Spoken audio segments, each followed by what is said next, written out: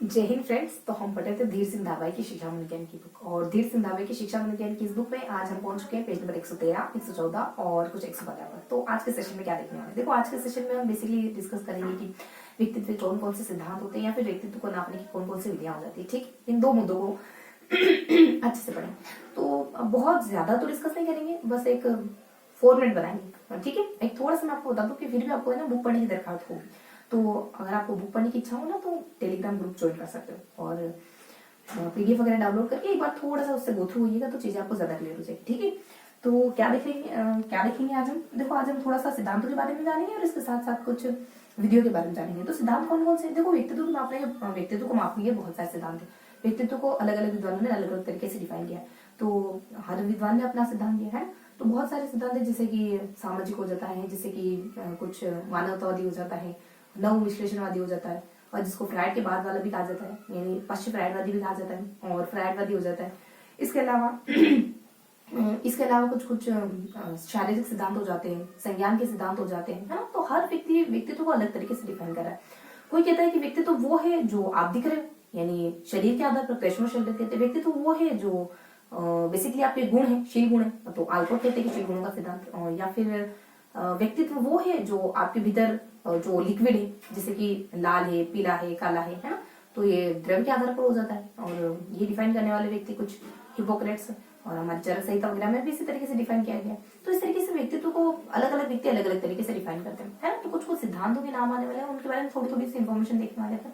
Kettle महोदय कहते हैं कि व्यक्तित्व ये सब नहीं है जो बाहर दिख रहा है, या फिर आपके अंदर द्रव है, या फिर आप समाज में कैसे रिएक्ट करते हो, जैसे सामाजिक हो, आर्थिक हो, ये सब व्यक्तित्व नहीं। देखो, केटल महोदय कहते हैं व्यक्तित्व बेसिकली ना साइकोलॉजिकल होता है।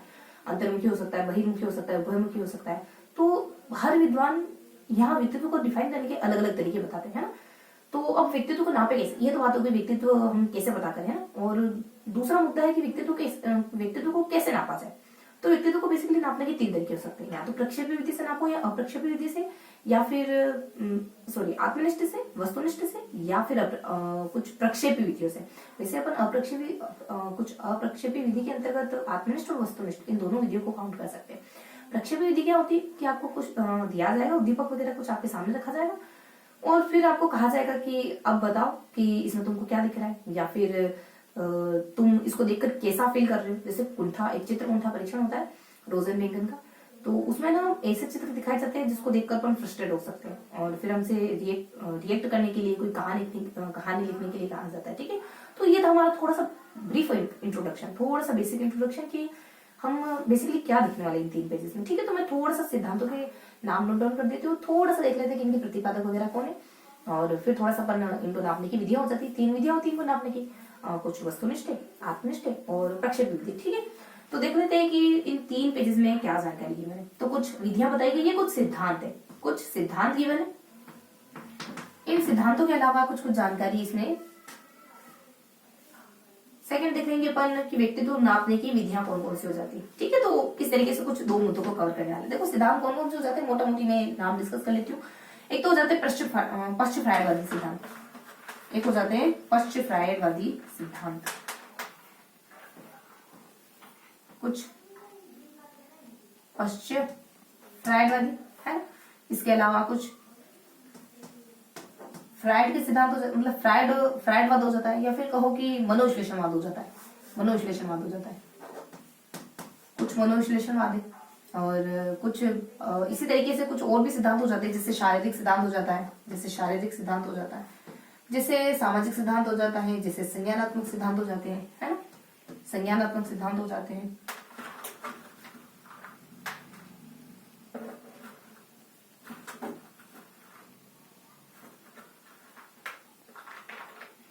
तो कहाँ थे अपन? हाँ, कुछ सिद्धांतों का जिक्र करते हैं ना कि शारीरिक है, पश्चिम है, देन सामाजिक है, देन संज्ञान वाले हो जाते हैं। देन इसके अलावा कुछ स्वप्रत्यय जानते हो ना, सेल्फ कॉन्सेप्ट को कहते हैं स्वप्रत्यय करके, स्वप्रत्यय हो जाते हैं, स्वप्रत्यय वगैरह हो जाएगा। देन इसके अलावा कुछ एक हो जाते हैं अपने गिलफोर्ड का एक विश्लेषणवादी सिद्धांत आता है, जिसके बारे में भी थोड़ा सा गिवन है। इसके अलावा एक मार्गन मूरे का आ जाता है जो है मान सिद्धांत।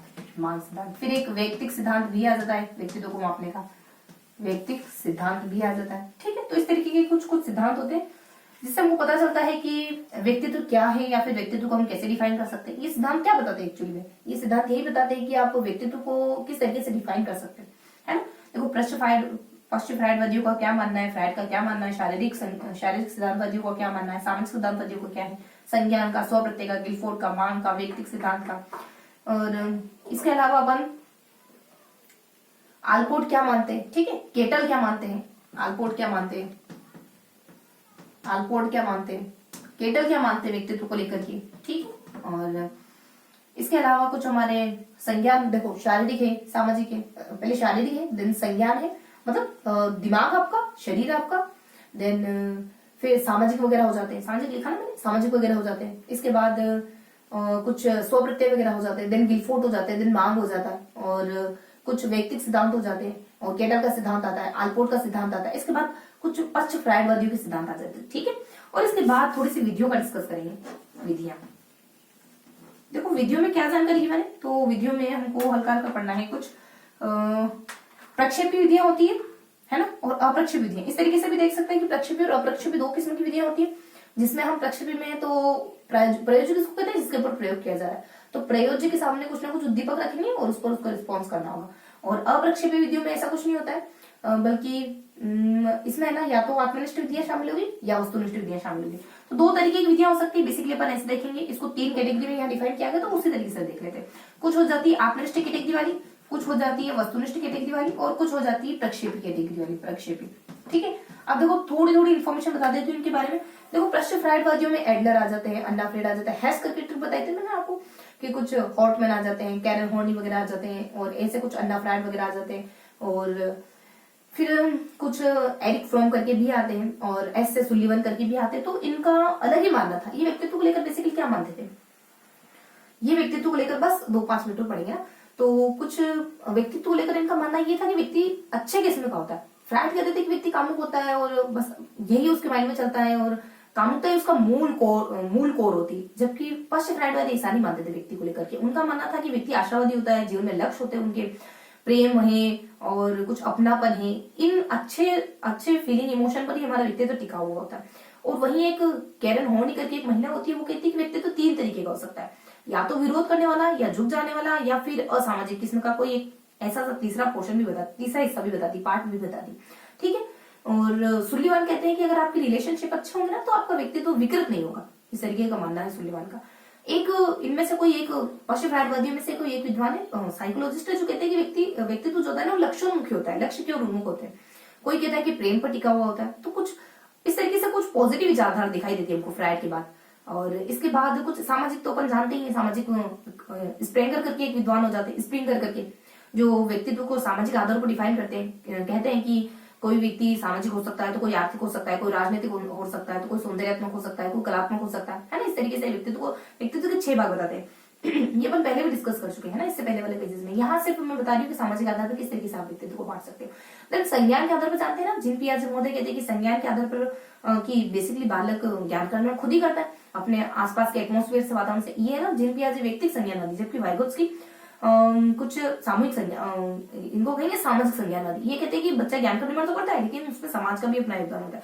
अगर वातावरण में बच्चे को या माहौल में बच्चे को खुला छोड़ दिया जाए, मतलब ज्ञान निर्माण के लिए स्वतंत्र छोड़ दिया जाए, और आसपास कोई लोग नहीं हो, आसपास कोई समाज नहीं हो उसके, तो बच्चा ज्ञान का निर्माण नहीं कर पाएगा। तो वातावरण के साथ साथ समाज का भी योगदान होता है, वाइगोत्स्की मानते हैं। जबकि पियाजे मानते हैं कि वातावरण में अगर बच्चे को स्वतंत्र छोड़ दिया जाए ना, तो बच्चे ज्ञान का निर्माण खुद कर लेते हैं। तो ये हो जाते हैं कि संज्ञान के आधार पर व्यक्तित्व हम कैसे डिफाइन कर सकते हैं, या फिर संज्ञान के आधार पर व्यक्तित्व का प्रतिपादन किसने किया, संज्ञान के सिद्धांतों का प्रतिपादन किसने किया, तो पियाजे साहब ने। इसके अलावा शारीरिक कौन करते हैं, शारीरिक आधार पर व्यक्तित्व को डिफाइन किसने करा, शेल्डन और क्रशमैन। ये कहते हैं कि शरीर जैसा दिखता है ना, जैसे लंबे हैं, गोल हैं और आयताकार है, सुडोल है, इस तरीके से अपन व्यक्तित्व को डिफाइन कर सकते हैं। और मार्गन मोरे कहते हैं कि व्यक्ति 40 मांगे करता है समाज से, और उस आधार पर व्यक्तित्व को डिफाइन किया जाता है। आलपोर्ट कहते हैं कि व्यक्तित्व 3 तरीके का हो सकता है, कार्डिनल है और कुछ केंद्रीय है, देन गौण है। कार्डिनल गांधी जी वाले, मतलब ऐसे व्यक्ति होते हैं जो अपने किसी शील गुण के लिए अपना पूरा जीवन न्यौछावर कर देते हैं। और वहीं केंद्रीय में देखो ठीक ठाक गुण है, लेकिन इतने ज्यादा समर्पित नहीं है वो अपने गुण को लेकर, सत्यवादिता, परोपकारिता, इस तरीके के कुछ भावनाएं आती है इसमें, इस तरीके के कुछ फीलिंग इमोशन इसमें आ जाते हैं, दूसरों के साथ अच्छा करने की भावना वगैरह रखा है, पर इतने ज्यादा डेडिकेटेड नहीं होते कि उसके लिए वो कुछ भी कर गुजर जाए। उसके बाद कुछ गुण आ जाते हैं, गुण में ये हमारे खाने पीने का, उठने बैठने का तरीका, इससे कुछ खास पता नहीं चलता। आपको सफेद कपड़े पहनना पसंद है, आपके व्यक्तित्व के बारे में थोड़ा बहुत पता चल जाता है कि हाँ थोड़े से सात्विक कैटेगरी के हो ना। वैसे तो आजकल सब ब्लैक लवर ही है ना, तो तो इस तरीके से कुछ कुछ अलग अलग विद्वान व्यक्तित्व के बारे में जिक्र करते हैं।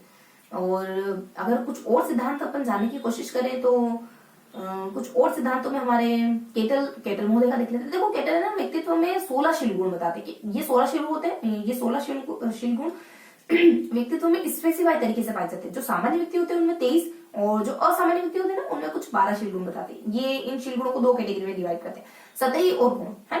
और सतही शील गुण को भी ये कुछ किसी 3 आधारों पर डिस्कस करते हैं बाद में, और आगे बढ़ते ही जाते हैं ना। इस तरीके से कहते हैं कि सतही जो शील गुण है ना, सतही शील गुण है ना, मतलब जो 2 कैटेगरी सतही और गुण, तो सतही शील गुणों को किसी 3 आधार में डिवाइड करते हैं फिर आगे चल करके। इसके अलावा कुछ पश्चिम राइटवादी हो गया हमारा है ना, और केटल महोदय हो गए हमारे, आलपोर्ट हो गए, और शारीरिक आधार पर हो गया, सामाजिक आधार पर हो गया, संज्ञान के आधार पर हो गया, और मार्गन मोरे का हमने देख लिया है ना। तो इस तरीके से कुछ कुछ विद्वान जो व्यक्तित्व को डिफाइन करने की कोशिश करते हैं। अब थोड़ा विधियां जान लेते हैं।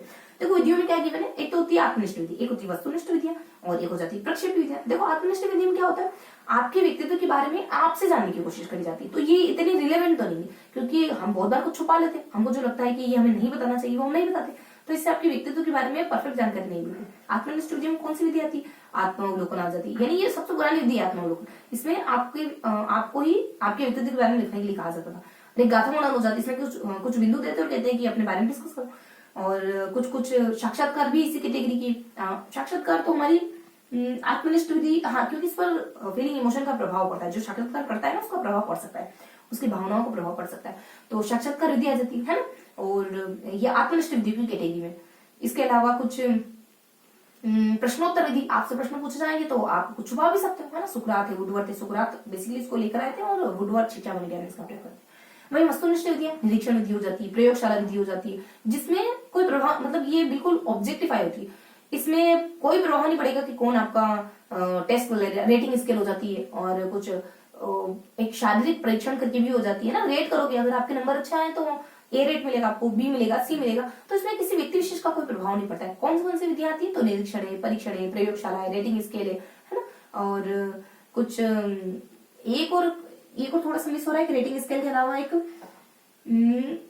शारीरिक परीक्षण करके है ना, मतलब आपने मान लो एक टेस्ट फिक्स करा गया कि ये काम कर लोगे तो आप मजबूत माने जाओगे है ना, एकदम तंदुरुस्त माने जाओगे।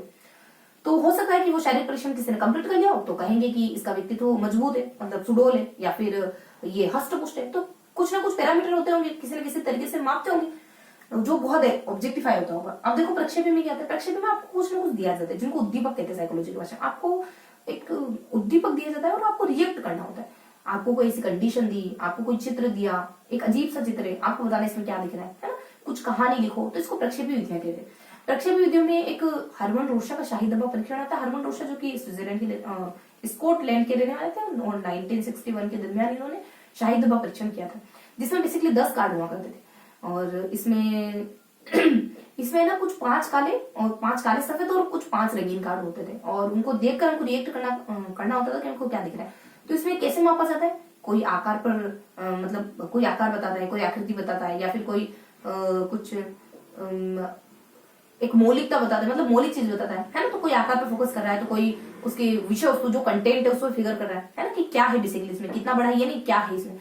और कोई मौलिकता पे कंटेंट कमेंट कर रहा है ना। तो इस तरीके से कुछ 3-4 पैरामीटर, कुछ 5 पैरामीटर होते हैं, 2 होते हैं, उन पर उनको बेस मान के पता किया जाता है कि व्यक्ति का व्यक्तित्व कैसा है। ठीक है, तो फिलहाल के लिए अपन सिर्फ हरमन रोशा का शाही दबाव परीक्षण ही देख रहे हैं। बाकी प्रक्षेपी विधियों में और भी बहुत सारी चीजें शामिल है, जैसे CAT चाइल्ड अप्रिसिएशन टेस्ट करके, और जैसे TAT जैसे थेमेटिकल अप्रोसिएशन, कुछ थेमेटिकल और थोड़ा सा डेश रखेंगे और देन टेस्ट करके। ठीक है, तो इस तरीके से कुछ कुछ बेसिक बातें पता चलती है हमको इन 3 पेजेस में। ठीक है, देखो मैंने बहुत ज्यादा थोड़ा सा समय अभाव के कारण बहुत ज्यादा डिस्कस किया, बहुत ब्रीफली करा है ना।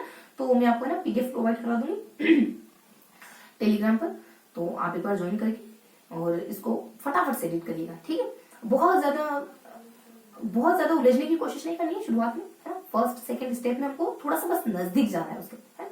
तो बहुत ज्यादा माइनर इन्फॉर्मेशन अभी जाने की कोशिश नहीं करनी है। जब हम 2-3 बार रीड करेंगे ना इस बुक को, तो लास्ट तक आते आते सारी फाइन इन्फॉर्मेशन भी हमको अच्छे से याद हो जाएगी, हमें मतलब टिप्स पे हो जाएगी। लेकिन फर्स्ट सेकंड रीडिंग में ना ऐसे नहीं देखना है हमको कि बिल्कुल एकदम बाल की खाल ही निकालनी। अभी सिर्फ और सिर्फ हमको एक मोटा मोटी जानना है, एक आइडिया भर लेना है, ठीक है। तो आई होप ये 3 पेजेस समझने में आज का सेशन आपकी मदद करेगा। फिर मिलेंगे ऐसे ही किसी अगले सेशन में, तब तक के लिए जय हिंद।